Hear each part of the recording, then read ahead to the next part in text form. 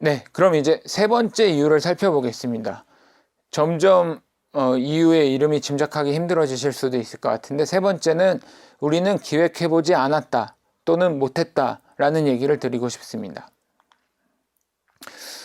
어릴 때 우리 학교 다니면서 많이 해본 칸에 맞는 단어 골라 넣기 한번 해보실까요? 방학생활, 계획, 기획 중에 뭐가 어울리십니까? 방학생활, 계획, 기획. 계획이 입에는 더 묻는 것 같아요. 문화 기획이라는 말이 더 익숙하죠. 그러면 이걸 한번 보시죠. 인생, 계획이 더 어울립니까? 기획이 더 어울립니까?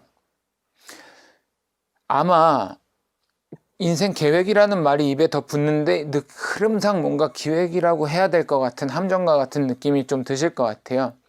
근데 우리가 이게 이렇게 헷갈리는 이유는 뭘까요? 그거는 계획과 기획을 우리가 정확히 구분해서 쓰고 있지 않기 때문입니다. 그러면 계획과 기획의 관계에 대해서 조금 살펴보도록 하겠습니다. 그러면 기획과 계획은 어떤 관계일까요? 조금 더 살펴보도록 하겠습니다. 자, 요거에 대해서 잘 정리해 놓은, 마침 제 친구가 잘 정리해 놓은 게 있어서 좀 인용해서 설명을 드리도록 하겠는데요. 이 친구가 이렇게 설명을 하더라고요. 계획은 기획 없이는 제 방향을 찾기 어렵고, 기획은 계획 없이는 허황된 꿈이 되기 쉽다. 요거까지도 전 별로 와닿지 않았어요. 근데 한 단계가 더 있더라고요. 이렇게 기획, 목적, 계획 세 개로 나눠서 설명을 한 건데, 이런 겁니다. 기획을 통해서 프로젝트의 목적을 규정하고 목적을 성취하기 위해서 계획을 수립한다. 이렇게 설명을 듣고 나니까 그래, 나도 기획이라는 건 보통 더 큰 방향, 목적을 정하고 그 다음에 계획은 그 목적을 이루기 위해서 세세한 것들을 결정하는 일이었지 하고 생각을 하게 됐어요. 또 다른 방향으로도 이 친구가 기획과 계획에 관해서 관계를 설명해 줬는데 이런 방식이었습니다.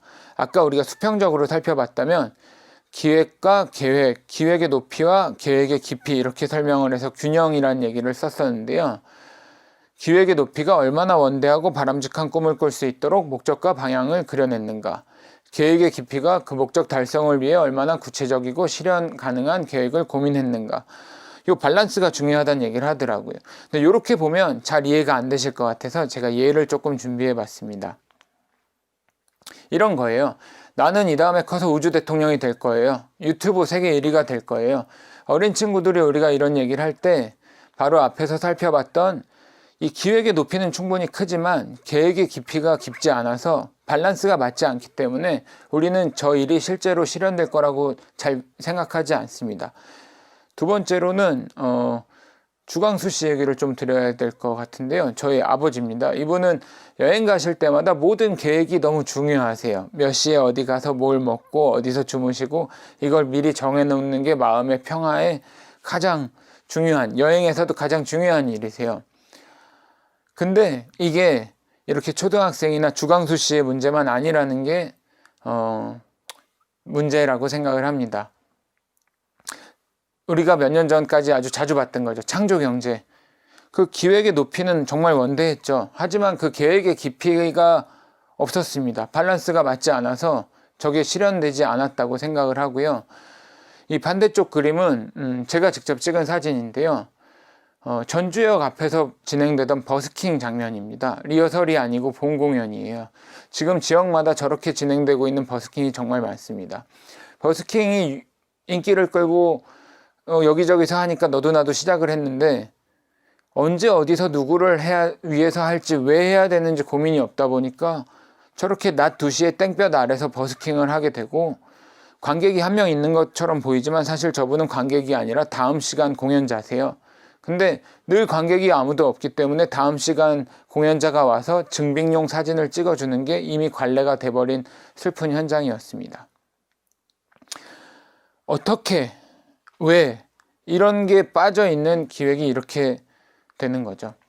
그럼 이 문제는 어디서부터 시작되었을까요? 저는 그 모든 문제가 여기서 시작됐다고 생각을 합니다. 방학생활 계획표, 우리 초등학교 때 다 그려보셨던 것 같은데요. 저는 저 때 선생님들이 우리한테 방학생활 계획표를 그려보라고 하지 않고 한 분이라도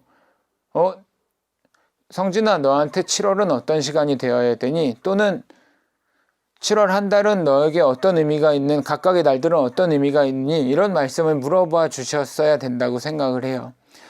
달리 말하면 저때 우리가 방학 생활을 계획하는 게 아니라 기획해 볼 기회가 있어야 된다고 생각을 합니다. 하지만 선생님들은 우리한테 방학을 기획해 보라고 하지 않으셨어요. 왜일까요? 우리가 좀 아까 얘기한 것처럼 기획이라는 건 목적을 정하는 겁니다. 근데 우리의 방학의 목적은 이미 정해져 있었어요. 그래서 우리는 계획만 세우면 됐던 거죠. 우리는 공부 잘하는 착한 학생이 된다는 목적을 이미 남들이 정해놓고 우리는 그거를 실현하기 위한 계획만 세우면 됐던 겁니다. 근데 그게 우리가 학생 때뿐이 아니죠. 지금도 어떻게 보면, 크게 보면 세상이 목적을 정해놨습니다. 돈을 많이 벌어라. 이게 너희들의 삶의 목적이다라는 기획이 끝나 있고, 대부분의 사람들이 그 목적에 맞는 계획만을 세우면서 살아가고 있습니다. 돈이 그 역할을 하기 전에는 국가가 했었고, 국가가 하기 전에는 왕이 했었죠. 왕이 하기 전엔 종교가 있을 겁니다. 다시 말하면 우리는 우리 삶의 목적을 기획하면서 살아가는 것에 익숙한 그런 생활을 오래 해본 종이 아니라는 겁니다. 제가 전족에 대한 다큐멘터리를 보다가 굉장히 인상 깊은 얘기를 하나 들었는데요. 그건 뭐였냐면 전족으로 5대, 그러니까 할머니, 딸 이렇게 5대 전족을 하면 6대째부터 발이 작게 나오기 시작을 한다고 합니다. 그렇게 외부 환경에 우리의 DNA가 생각보다 빠르게 반응하는 거죠. 근데 우리는 계획만 하면 되는 삶을 몇 대 살아왔었을까요? 이게 제가 아까 말씀드린 우리는 아직 제대로 기획을 해보지 않았다라는 이야기에 대한 설명입니다. 그래서 기획이라는 게 우리한테 익숙한 일이 아니라는 거. 우리는 방학도, 학교도, 사회도, 국가도, 내 인생 자체도 기획해 본 적이 없다는 거. 그래서 그 기획을 하려면 전족을 해서 발이 줄어든 발이 다시 커지듯이 몸이 바뀌는 어떤 기획의 근육 같은 거를 만들어야 된다고 생각합니다.